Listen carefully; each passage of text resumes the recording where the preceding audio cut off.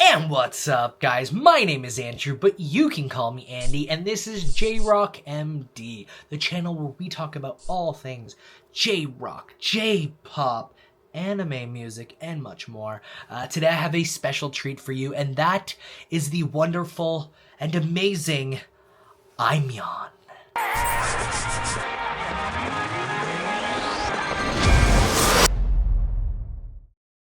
Guys, I'm actually super excited for today's reaction because I'm doing something a little bit interesting and different, and I feel like I know some of these hidden gem Japanese artists that when I kind of bring up their naming conversation with friends or acquaintances, that they're like, huh? No, I've never heard of them before.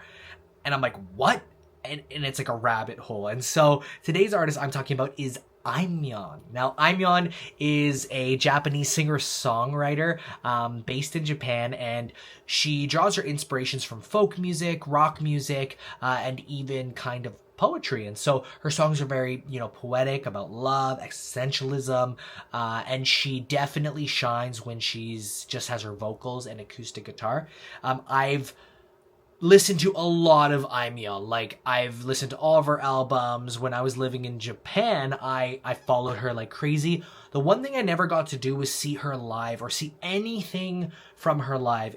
Anything that I know about Aimyon is just from listening to her on Apple Music, listening to her, singles and albums, and it's very chill music, and it kind of gets you in your feels, good for walking. And the song that really cemented my love for Aimyon was a song called Futaba off of the album Falling Into Your Eyes, one of her more recent albums. I think it was from 2022. And it's got a lot more rock elements into it, but at the same time, it's very like emotional, and it really kind of draws you in, regardless if you know what the song is about. I've listened to it enough and looked up the lyrics enough that I know what it's about, and it's just a very beautiful, beautiful song. So I want you guys to hear it, but with a twist. Today we're going to be reacting to a live version. I did not know that she had official live versions on her YouTube page.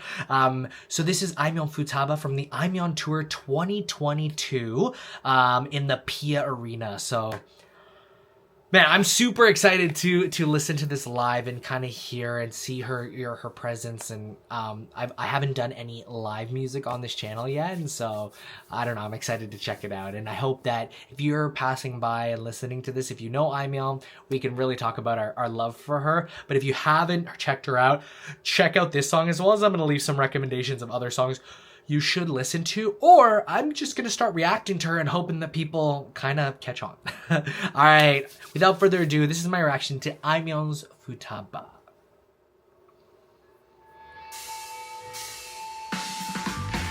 Okay. Nice rock intro. It's so full sounding live. It sounds really good. Her classic acoustic, and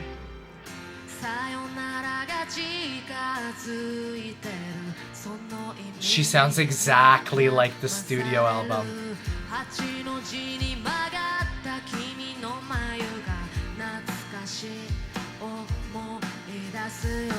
This is surreal. I can't believe I haven't seen her live shows yet. This is nuts.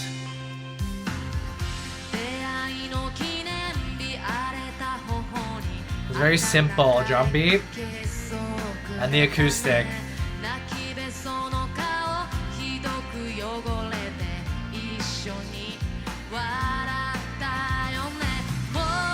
I love the bridge.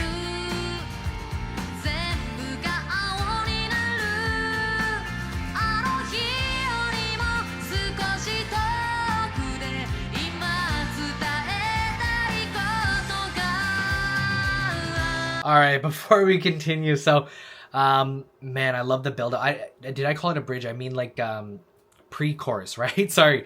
I don't know a lot of musical technical terms, so if I make mistakes, just, you probably know what I mean. You can even correct me. The more I see my mistakes, the more I'll fix them. So, yeah, she sounds amazing. What are we talking about? And the thing I love is that, like, And don't get this the wrong way, like there's nothing crazy special about her voice except for the fact that it's very just simple and resonates. I don't know how to, if I'm saying that properly, but she's not like, it's not a very intense technical vocal performance here. It's very kind of like folk, rocky, stripped down, and she really does a lot with it, with that simple drum beat in the background. And I'm enamored. Maybe it's because I've just listened to her and I know her music, but to hear her live is nuts. Let's jump into the chorus.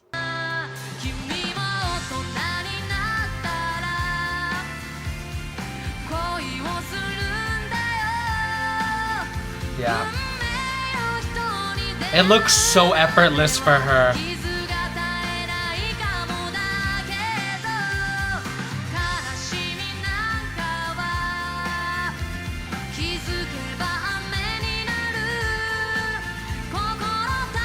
She's so chill.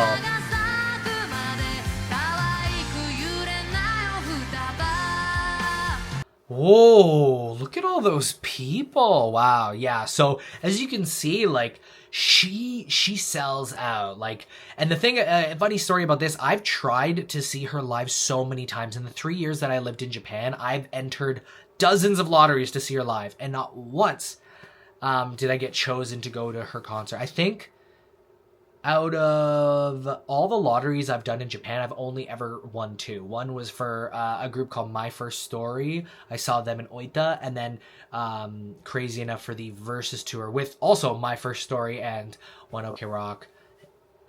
All the other shows that I've tried to apply to, I've never won. And so she was one of them that was impossible to get tickets to.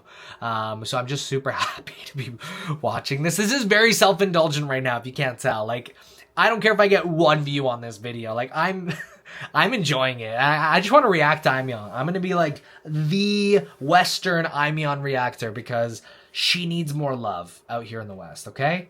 She's chill as hell.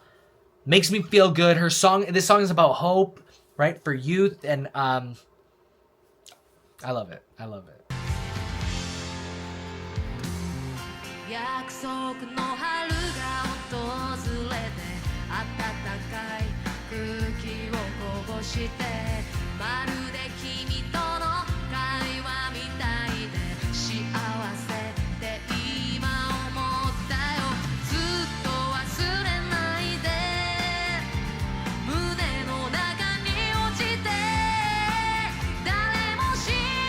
Her voice is so good.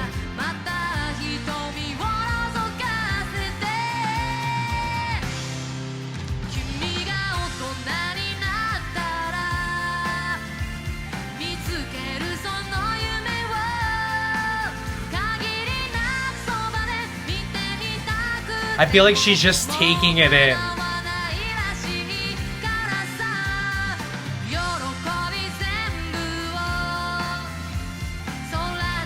She looks so happy.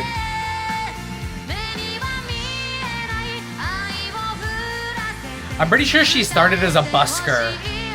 She's just a busker in Tokyo. And now she's on stage. This is the bridge, right?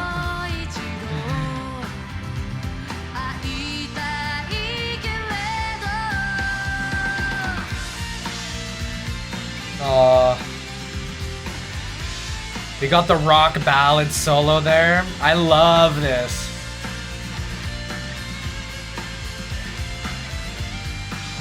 That's a good way to put it. It's like a rock ballad, right?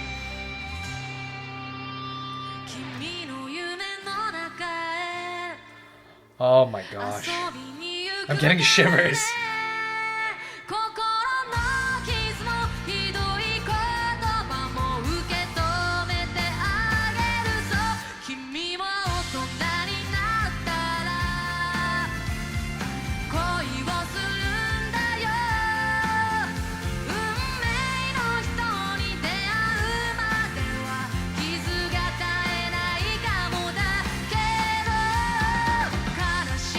So good.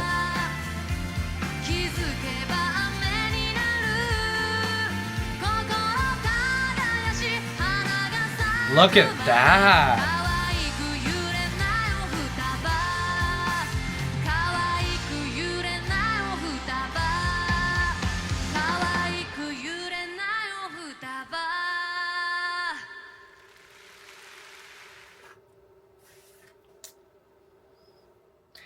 And guys, that was my reaction to Futaba by Aimyon. So, man, I was just happy. I was just cheesing.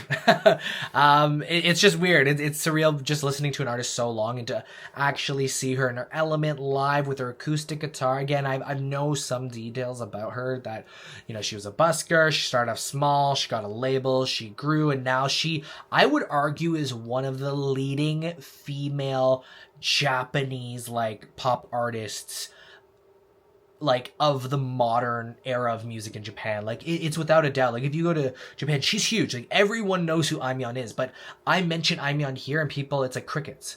And so, I feel like that needs to change. And I feel like with this YouTube generation, with this generation of the internet and, you know, reaction videos, that this is the time where we break down those walls, and she can start getting noticed by people from outside of Japan. And Japan's really interesting in that way. Is Japan has really its own ecosystem of music, like its own ecosystem when it comes to anything, like television, movies, things that just like people in the West have no idea about. That said, other countries usually, you know, dip into the Western market of music and don't have the ecosystem. But I mean, being the third biggest economy in the world, I think maybe fourth now, like, you'd expect that their entertainment industries are going to be self-sustaining, and they could probably get by with a very satisfying entertainment industry if, you know, Hollywood never existed, Western rock never existed. They'd be fine, because what they have going on in Japan is just as good, if not better. So I hope you liked my reaction to Aimyon. If you know Aimyon, let me know your favorite song by her in the comment section down below. If you haven't listened to her yet, go listen to her. I'm going to put the original track link down here, as well as I'm going to put the link for this live performance down here. If you have the chance, go check her out. And if you want me to react to any other Japanese artist, whether it's rock, pop, punk, metal, please put that in the comment section down below, and I'd be happy to do that. Until next time, my name is Andrew again. Please call me Andy, and you know what? I'm going to see you all in the next one.